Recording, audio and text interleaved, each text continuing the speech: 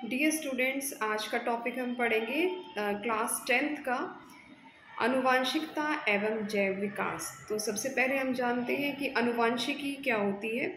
देखिए, किस चीज़ का अध्ययन है आनुवांशिकी। आनुवांशिकी का मतलब होता है कि वंशागति, यानी जो करेक्टर्स हमें हमारे जनक यानी कि हमारे पेरेंट्स से जो मिलते हैं उसे हम क्या कहते हैं, आनुवांशिकी कहते हैं। और आनुवांशिकी एक अध्ययन है किस चीज़ का, देख सकते हैं आप यहाँ पर आनुवांशिकता वंशागति विभिन्न लक्षणों का पूर्ण विश्वसनीयता के साथ वंशागत होना क्या कहलाता है, आनुवांशिकी कहलाता है। और यह किस चीज़ का अध्ययन है, ये विभिन्नता विविधता, इसका ये क्या है, अध्ययन है। यह जनक है संतति के लक्षणों की असमानता की एक अवस्था है। ठीक है। इसके बाद देखिए, दो टाइप की इसके अंदर विभिन्नताएं हम देखने को मिलती हैं। नंबर एक सोमेटिक वेरिएशन, दूसरी होती है जेनेटिक वेरिएशंस। देख सकते हैं आप यहाँ पर, देखिए दो टाइप की होती है। सोमेटिक वेरिएशंस आप देख लीजिए यहाँ, जिसको हम कहते हैं शारीरिक कोशिका विभिन्नता, और दूसरा होता है गैमेटिक वेरिएशंस, जिसको हम जनक कोशिका विभिन्नता या वेरिएशंस कहा जाता है।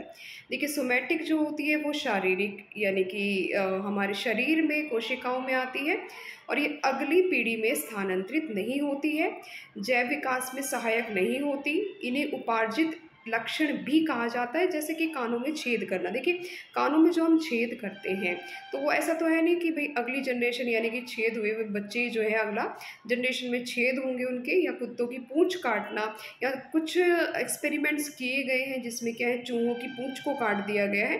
तो ये सब क्या है, शारीरिक कोशिका विभिन्नता यानी कि सोमेटिक वेरिएशंस होती है। अगली वेरिएशंस होती है जो जनक कोशिकाओं में होती है, या अगली पीढ़ी में क्या होती है, स्थानांतरित होती है, जैव विकास में सहायक होती है। इन्हें आनुवांशिक लक्षण भी कहा जाता है, जैसे कि मानव के बालों का कलर, मानव के शरीर की लंबाई, यानी जिसके पेरेंट्स ज़्यादा लंबे होंगे तो ऑब्वियस सी बात है बच्चे भी क्या होंगे, लंबे होंगे। तो आप ये देख सकते हैं इसके अंदर। इसके बाद देखिए, ये दोनों के अंदर ये डिफरेंस यहाँ पर देखने को मिलता है। सोमेटिक क्या होता है, इसके अलावा गेमेटिक वेरिएशंस क्या होती है, तो आप यहाँ से इसको समझ गए होंगे। इसके बाद जो विभिन्नताएं हैं जनन के दौरान, देखिए जनन के दौरान अगर हम विभिन्नताओं का संचयन करें तो विभिन्नताएं जो होती है अलैंगिक जनन यानी एसेक्सुअल रिप्रोडक्शन, दूसरी होती है सेक्सुअल रिप्रोडक्शन। देखिए, अलैंगिक जनन में एक तो विभिन्नताएं कम होती है, डीएनए की प्रतिकृति में न्यून त्रुटियों के कारण उत्पन्न होती है। अगर सेक्सुअल की बात की जाए, विविधता की अपेक्षाकृत मतलब ज़्यादा होती है इसमें अगर वेरिएशंस को देखा जाए, क्योंकि इसके अंदर मेल एंड फीमेल यानी कि नर और मादा दोनों का इसके अंदर यूज़ है। इसके अलावा म्यूटेशन भी इसके अंदर देखी जा सकती है। तो आप यहाँ से समझ गए होंगे जनन के दौरान विभिन्नताओं का संचयन यानी विभिन्नताएं किस तरह से जन्म लेती हैं अलैंगिक जनन में और लैंगिक जनन में। इसके बाद विभिन्नताओं के लाभ क्या होते हैं, हम लाभ के बारे में अगर पढ़ें तो आप देख सकते हैं यहाँ पर, प्रकृति की विविधता के आधार पर विभिन्नता जीवों की विभिन्न प्रकार के लाभ हो सकते हैं, जैसे कि उष्णता को सहन करने की क्षमता। ठीक है, कुछ ऐसे जीव होते हैं जिनमें बहुत ज़्यादा कैपेसिटी होती है कि वो गर्मी को जल्दी से, मतलब कि गर्मी से बचने की संभावना अधिक होती है। दूसरा है पर्यावरण कारकों द्वारा उत्तम परिवर्त का चयन जैव विकास का प्रक्रम का भी आधार बनता है।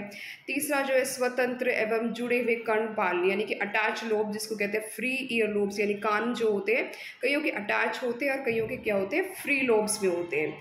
तो इसके बाद हम स्टडी करेंगे, आप देख सकते हैं यहाँ पर मेंडल एक साइंटिस्ट रहे हैं जिनको हम आनुवांशिकता के पितामह या गुरु कहते हैं। तो इन्होंने बहुत ज़्यादा मटर के पौधे पर एक्सपेरिमेंट देख सकते हैं आप यहाँ पर, जैसे मटर के पौधे पे इन्होंने एक्सपेरिमेंट किया तो क्या क्या रिजल्ट इनका निकला, जैसे कि बीजों का आकार गोल झुर्रीदार। मटर के जो पौधे होते हैं इनमें 7 जो है करेक्टर्स को, लक्षणों को इन्होंने अध्ययन किया था।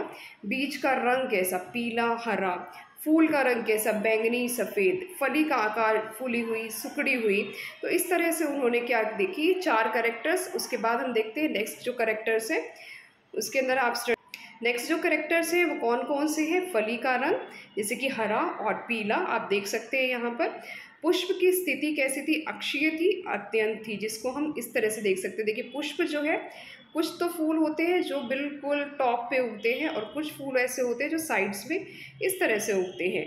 पुष्प की स्थिति लंबा है, बोना है, यानी कि पेड़ जो था इसका वो किस तरह का था? मटर का जो पौधा होता है लंबा है, बोना है। तो ये जो 7 कैरेक्टर्स हैं मेंडल के द्वारा देखे गए थे। देखिए मेंडल ने इसका प्रयोग मटर के पौधे पर ही क्यों किया था इसने एक्सपेरिमेंट? मटर के पौधे पर एक्सपेरिमेंट करने का सिर्फ यही कारण था इनका कि एक तो ये बहुत ईज़िली मिल जाता है, दूसरा कारण ये था कि भाई इसके कैरेक्टर्स इजीली रिजेंबल हो जाते हैं, यानी देख सकते हैं। कृत्रिम तरीके से इसके अंदर परंपरागन किया जा सकता है, पॉलिनेशन किया जा सकता है इसके अंदर। तो इसलिए मेंडल ने इस मटर के पौधे को चूज़ किया था, क्योंकि फील्ड में यानी कि खेतों में आराम से उगाया जा सकता है। 6 महीने में इसकी लाइफ साइकिल जो होती है वो पूरी हो जाती है। तो इसलिए मेंडल ने मटर के पौधे का चयन किया था। देख सकते हैं आप यहाँ पर